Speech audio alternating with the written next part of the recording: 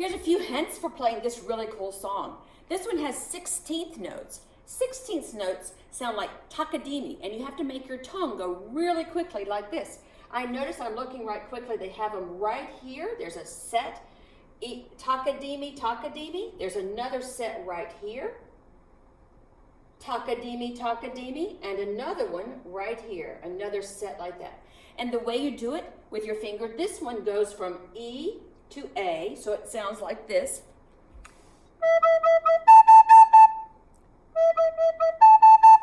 The next one is F natural to A, and the fingering looks like this.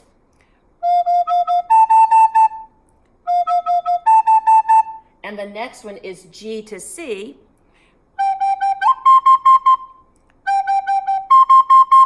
So when you practice those 16th note pairs first, once you can play those, then you put the rest of it together. Here's one hint. You do have something in here called a tie. A tie, you can think of it as like your dad's necktie. That's one kind of tie. This is a tie that ties notes together. When they're on the same line or space and they're connected by a little curved line that goes like that, you don't play the second one. That's why I have an X there. You don't play it, you just hold it for that long, and it gives it a really kind of cool rhythm.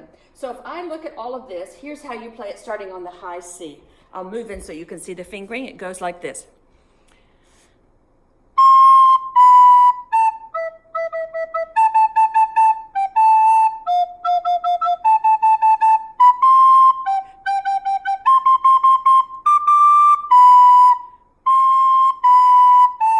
And then it has repeat signs right here, and it repeats right here. So you could keep doing the whole song over and over as many times as you want to, but that's how you play this cool piece.